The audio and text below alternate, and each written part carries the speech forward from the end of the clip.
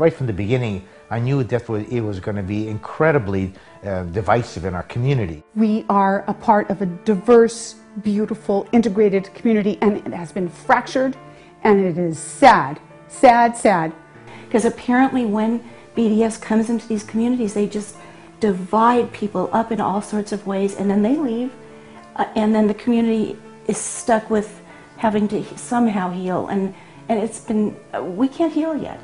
It's very frightening and painful. I don't know how to, I haven't achieved peace in my heart over this. The hurt of what might have for some people seemed like a 2 or 3 month process is going to take years to heal for people to put this behind them.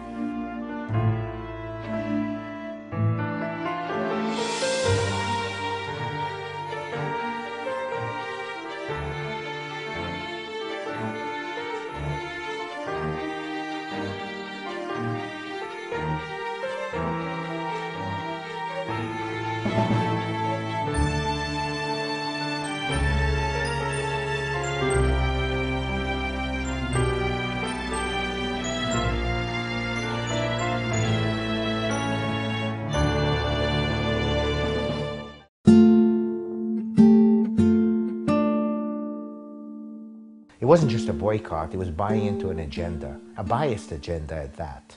So the co-op actually took sides. They're not for peace, they're for this whole BDS biased agenda. And that's what the Davis co-op in California, see, when they turned it down, they took the time to put together a 3-page statement about why and how they deciphered it. And they said by buying into their agenda, you're basically accepting what they say as truth, when at best is just a manipulation or a certain segment of fact. If progressives who are behind wanting to enact these boycotts could just look deeper into the whole language of these proposed boycotts, they would see that there is something underlying that is not just a plain boycott. BDS is not about a 2-stage solution. BDS is not about peace and reconciliation. BDS is about this, like this. They want basically to delegitimize the state of Israel. It has nothing to do with the 3 products in the store. You're not really working with the people on the ground where they are. You're taking your American ideas and saying this is how you should live, this is how you should rule your country, and this is how you should defend or not defend yourself. And I think that we have no idea of what it's like there, actually. And you can't put everything at the doorstep of Israel because Hamas is involved. And if they really want to help the Palestinian people, all these BDS guys should be rising up against Hamas. Because what's Hamas all about? No freedom of speech, no freedom of assembly, no freedom of the press in Gaza. None of these things exist. It has nothing whatsoever to do with Israel. I believe that a better way is to invest in the thing you want to promote. So, for example, if you wanted to promote the economy of Gaza, find a cooperative women working and invest in them. If you want to, have peace where Israelis and Palestinians are working together, invest in an organization or in a group or a farm that is working together. So making positive investments instead of shutting the doors and, excluding and demonizing. So everything about BDS is negative. Nothing about it is reaching out a hand in let's work it out. They were opposed to this peace process that started in early September.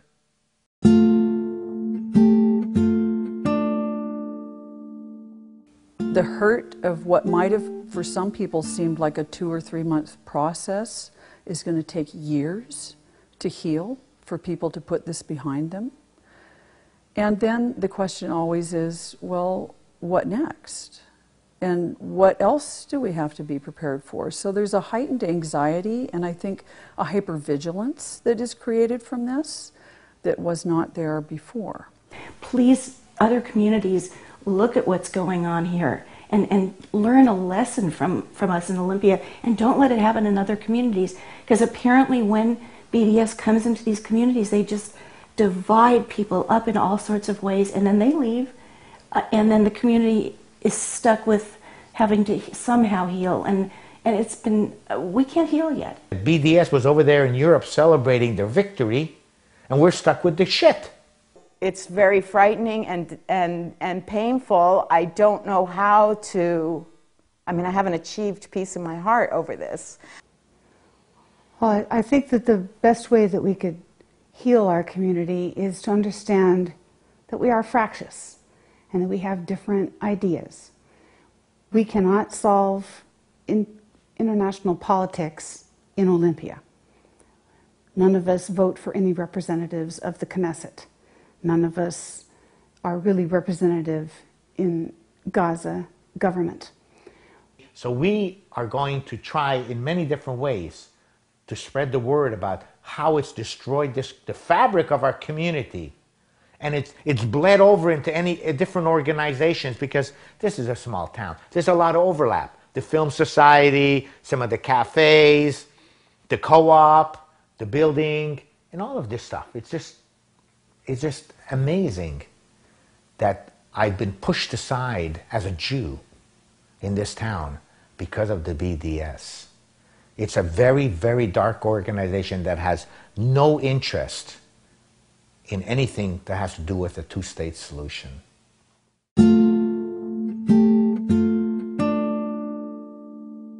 What was the hurry that you had to make a decision that night with absolutely nobody involved except for those 40 to 50 BDS folks that just suddenly showed up?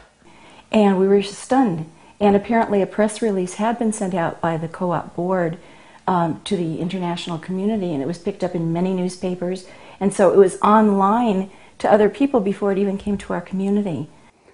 I have been involved with the co-op for a very long time. I'm usually ubiquitous in the office, counting out drawers and performing my volunteer activities.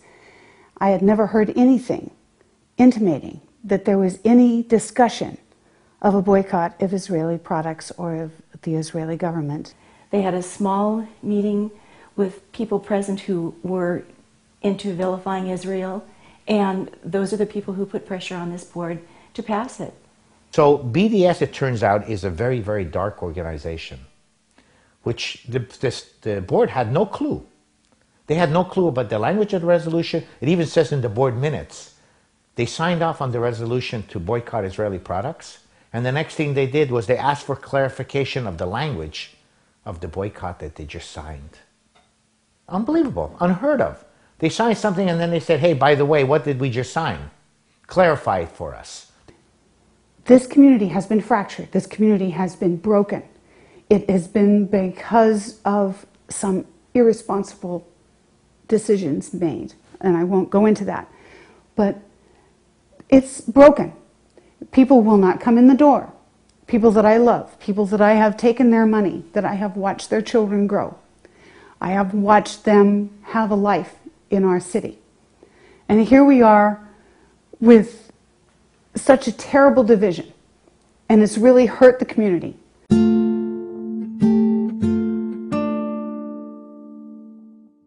I know some people want to say, oh, it's Israeli products, it's not Jewish products. That is a distinction that cannot be made given the history of the Jewish people. And so for me, it felt threatening. I was shocked to see how little people were thinking about the consequence and how little people were thinking about how does it make a Jewish person feel to select just one country out of many. The folks that are behind the boycott are saying we're not anti-Semitic. As a matter of fact, many of us are Jews ourselves.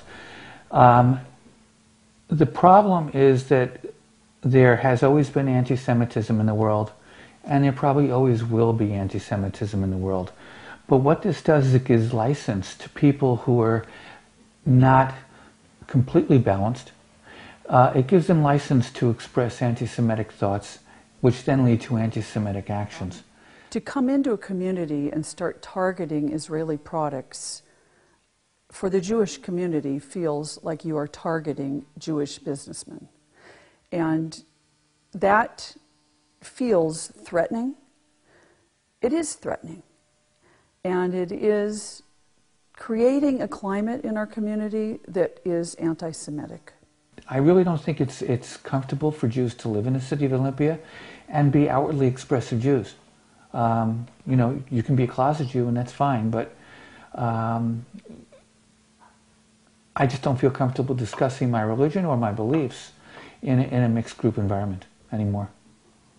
So by bringing this BDS movement into all of these small communities around the United States through our local food co-ops, it creates a climate of fear and terror for Jews. We've been quiet, you know, we haven't made waves, we've just tried to be, you know, self-contained. And when the boycott happened, it blew the lid off of what was being held in this volcano. And all that anger and rage and vitriol and frustration and hurt has just been spewing out since the July 15th boycott decision. And we know that in our area, not our immediate area, but in an area south of here, which is Olympia, that there is a very high percentage of hate groups located in that area. I am not Jewish by religion or ethnicity. I am a Native American. And so it concerns me greatly that the BDS movement sends a message to these people that it is okay to come out of the closet and to actually publicly and quite aggressively go after Jews in their communities.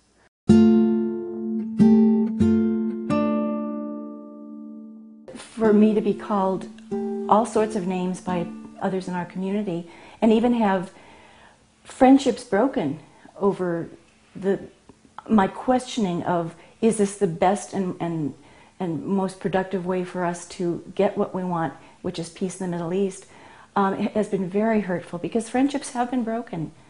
We had an annual meeting a little over a week ago, and during the candidate speeches, the behavior was just unconscionable. There were a large number of folks jeering and saying unpleasant things to speakers, and that never happened in our experience here in this community before.